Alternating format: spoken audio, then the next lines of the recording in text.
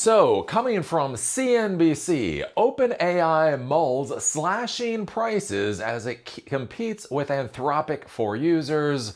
Coming from the Wall Street Journal. So that's right, boys and girls. Artificial intelligence is so in demand. It's so necessary to the overall public of the world that this big tech company is going to be dropping prices in order to get more users. That makes complete and utter sense in a capitalist system.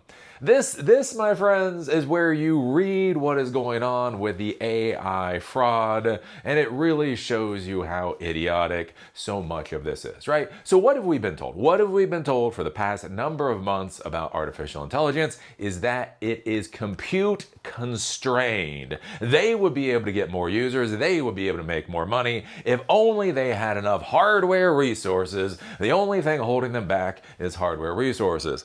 But the weird part, like you hear that, you're like, oh wow, like look at how many paying customers they have. People are just throwing money at these AI companies. And then you find, such as with OpenAI, it does appear about 90%, 9 out of 10 users are on the free plan. They are compute constrained, right? We can no longer give away any more pizzas per day, if we're reusing the pizza shop metaphor, because our ovens are already at overcapacity. Right? Is that how business works? That basically you need to give away stuff more and more and more and more. But that's what we're seeing, right? Apparently Anthropic, it's somewhere between 40 to 60% of their user base is free. As I've talked about many times in the past, right? I was paying for ChatGPT. I paid for ChatGPT $20 a month. I was fine with it for about 2 years. Basically, the only reason I stopped paying for it is some just stuff came up in the world. I re-looked at what I was doing and realized I could get all the services that I need for free. For free. I don't need to actually pay for AI at all, right? This isn't simply subsidizing. When we talk about Uber, right? You used to get into an Uber and it would cost you $5 to go halfway across the country, right? And the thing was, right, that the investors in Uber were the ones that were basically paying for that trip for you. But here's the thing, you actually had to put money on the table to say that you're interested in doing the trip. The thing with artificial intelligence, you don't even have to create an account with many of these services. You don't know how many times I don't even log into services. I just need a question or I need a stupid little, AI slop image. I go, I make the request, it gives it to me, I leave, right? Literally, people do not even need to go through the pain of creating an account to be able to get so many of these services. And yet there's this idea that the need, the demand is so strong, right? And so one of the things I've also talked about with this is with these AI companies that they want to IPO at such a high value. Tomorrow. Tomorrow is a day away until it's here. Tomorrow, SpaceX is IPOing for $1.77 trillion. Anthropic wants to IPO for over $1 trillion. OpenAI wants to IPO for over $1 trillion. So remember, the largest IPO in U.S. history until tomorrow is $169 billion with Alibaba. So compared to SpaceX, Anthropic and OpenAI's IPO seems small. Compared to anything else in the world, it's insanely huge. And here's the weird thing, right? At the point that they're trying to argue that they should be worth $1 trillion, they're all the marketplace is so brutally competitive that they're bringing the prices down. And as I've said before, right? We've talked about this, like the token cost and all this has just come down to such a massive degree. The big question is just where does the profit, even if they get to be profitable, they're not profitable, but even if they get to be profitable, where is the profit that denotes $1 trillion valuation? And that's the big question. So right now they're all competing, for whatever reason.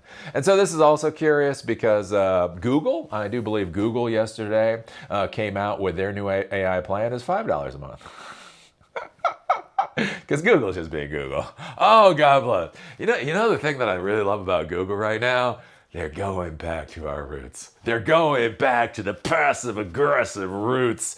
That really just brings a smile to my heart as a technology professional. It's like, ooh, I understand this world of technology. Ooh, this is like 2005 again. This is where like tech companies like go after each other with a smile on their face as they get the motherfuckers. Yay! Anyways, yeah. So that's the thing also with all of this too, is Google came out with a $5 plan yesterday.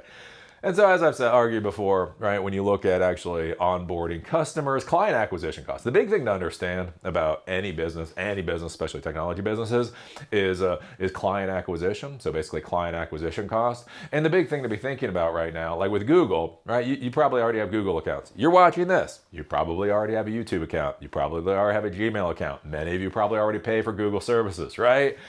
Clicking a little box to add an additional $5 a month to the service that you're already buying is a very low barrier to entry. Whereas, again, if you go with ChatGPT, OpenAI, you have to create an account, you have to download the app, you have to go through all of this stuff. I don't know. Or you can just use Google for free. Most of the stuff is fine for free. And two, if you really need a better service, you can pay Google $5 a month. But anyways. So we take a look at this. Let's see. OpenAI is mulling sharp price cuts in its AI offerings as it looks to woo consumers away from rival Anthropic. Quote, the company is weighing significant cuts to what it charges for tokens, the unit of measurement AI firms use to build their products, the report said, adding that it was, quote, in anticipation of similar cuts the company expects at Anthropic. And so that's the other thing too, is this isn't just like an OpenAI thing, right? All these companies are cutting their prices massively, right? Google's $5 a month for their services. And so OpenAI's gonna cut their price, Anthropic is going to cut their price. So wherever profit used to be, like however far away they were from profit before, they're only getting further and further and further away from the concept of profit as I've been continuing to argue the actual value for artificial intelligence is shockingly low. Look, I am a technology professional, right? I'm dealing with this crap every day. Look, I've got my little NVIDIA thing. Look, I'm a real geek. I've got the NVIDIA, it's a Jetson Nano. I've got a Jetson Nano literally sitting on my shelf. That's how geeky I am. Do you know how much I actually use artificial intelligence? Almost none. Because the reality is, don't tell people this, it's not actually that. Look, it has value. I kind of think about that when I was arguing with VR. Remember back in the days, like 10 years ago, I used to give people crap about VR. People were like, Eli, everybody's going to be using VR. I'm like, no, that's dumb. Right? Look at Jerry Berg. Look at Nerdgasm. You want to see something hilarious? Oh, there's a video of Nerdgasm from years ago. God bless Jerry Berg. Jerry Berg is a wonderful human being. I just want to be clear. He is a wonderful human being. He's obese. Obese is a bit of an understatement. Anyways, I still remember when Jerry went to his buddy's house in Seattle and they did a video of this. God bless that guy's ego. He must have a very good ego to actually fucking publish this shit for the globe to see. Anyways, he was using the HTC Vive. So he was using his friend's HTC Vive. And he put the HTC Vive on and then he was like playing, Fruit Ninja or whatever the stupid ass games were at the time. And he sweated so much. After his like half an hour thing in the VR, he literally pulled it off. There was a pool of sweat in the bottom of the VR goggles. And then the VR goggles died. At that point in time, like these VR goggles were like $2,000. He literally killed it by sweating into it. And I look at that. And it's like, yeah, that's not Johnny Mnemonic. When I was growing in the 1990s, I remember I owned a copy of Johnny Mnemonic. That's what we thought, virtual reality was gonna be.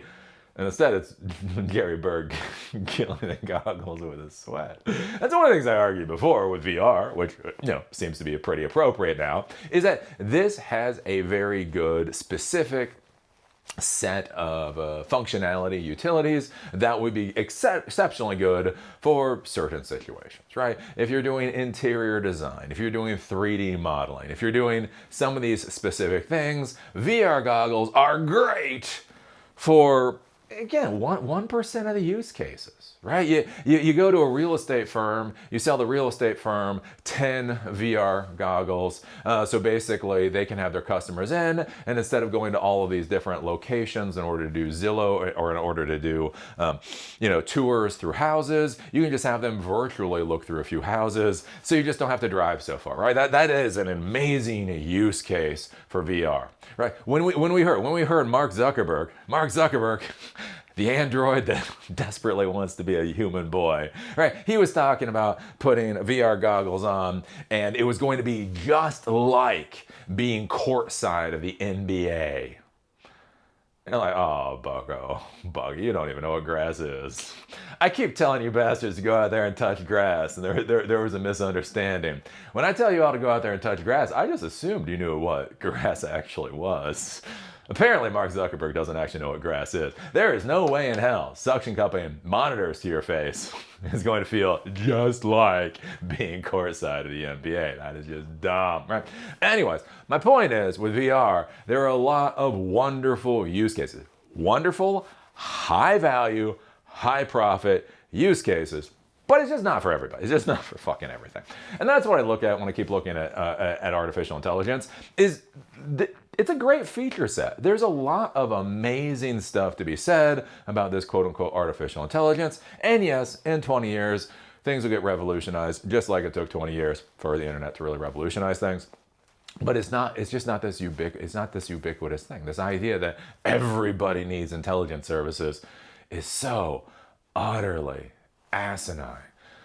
But anyways, they're trying to push that forward. So there's this idea that everybody needs to use this, and they're going to keep dropping the prices, and maybe. But I don't. Again, that's my art. I don't. Like, they already give away so many of their services for free. They already give away so many of their services for free. So I don't know, it's confusing. It gives your parasocial daddy a headache. Let's see here. The ChatGPT producer, which did not immediately respond to CNBC's request for comment, currently charges consumers in tiered subscriptions of $8, $20, and $100 and above each month for access to its flagship GPT 5.5 models. So this is for ChatGPT. And remember, when you're dealing with OpenAI, there's ChatGPT, that's the product that you interact with. There's also something called there's something called the API. The API is where you can create your own code and be able to access their services through the code. That is where you buy tokens by the millions. So I don't know if this is simply going to be reducing their price for ChatGPT, or it's going to reduce their price for tokens. But again, like when we take a look at the token prices, it's just absolutely bat crap. Here, I'm doing this in real time just so you can all see. I don't want you to see things you're not supposed to see. But if I do OpenAI API prices, I mean, the prices are just ridiculous here. I mean, like look at this, right? Input tokens, it's $5 per million tokens, right? A million tokens is literally the entire Lord of the Rings trilogy plus a couple of books. So this isn't like, asking who the Tsar of Russia was in 1900. This isn't asking how to do Lambda stuff. This isn't even small things in order to get a real amount of money. It's $5 per million tokens. Output is $30 per million tokens. But again, I mean, like, how much information are you pulling out? That's for the 5.5, the full one. I mean, we go here to the mini. Our strongest mini model yet for coding, computer use, and sub-agents is 75 cents per million tokens. So even if you're using agents and all that kind of stuff, I mean, my golly. And then output for that is $4.50. So the thought that they're gonna be massively reducing the prices of what they're already offering, it's just absurd. I just do not understand where they expect to make money off of all this, get to profitability. Anthropic conversely charges users $17 each month with an annual subscription to Claude Pro and $100 and above for monthly subscriptions to Claude Max. Again, that is just their platform service you can connect to. They have APIs too. So anyways, yeah, AI is doing so well. There is so much demand for AI that they keep lowering the price. I think about this. Like, I like Fords. I've owned a lot of Fords. I currently own a Ford Escape plug-in hybrid. Love that vehicle. One of the things I think about is a little while ago, the Bronco came out. The Bronco's cool. I actually buy a Bronco, but they don't have a plug-in electric version. I like my plug-in hybrid. Anyways, the interesting thing is, right, when the Bronco came out a couple of years ago, literally you had the issue of people had like pre-ordered the Bronco. It shows up at the dealer. The dealer then decides, oh, that whatever you agreed to, that wasn't actually written in stone. So we're going to jack up the price by $20,000. And if you want to spend $20,000 more on the Bronco, you can, right? There was so much demand for the Ford Broncos at the time. Literally, the dealers were jacking the prices up on the Broncos. Well, I mean, we were talking like $10,000 or $20,000 above what the MSRP was. And they were even, again, not that it was a good thing, doesn't put Ford in a good light. But anyways, they were even screwing over the people that had already ordered the Broncos just because they realized they could make so much more money off of selling these damn things. And so think about that. In the vehicle world, in the car world, when something is massively in demand, the price for that thing goes up a lot. It's funny how in the AI world, when the demand for something is supposedly really, really high, they're dropping the prices through the floor. Like, does that make sense? It makes sense. It makes sense, but not for the reasons that they're trying to sell. So what do you think about this? What do you think about OpenAI thinking about slashing the prices of their products so they can compete with Anthropic? What do you think about Google? Again, Google came out yesterday. They have one of their AI services at $5 a month.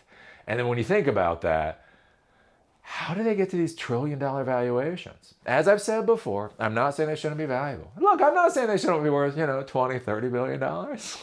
They're worth something. They're worth something. That's a lot. That's a lot. Maybe a couple $100 billion. But like, when you look at this, how in God's name are they trying to get to a $1 trillion valuation?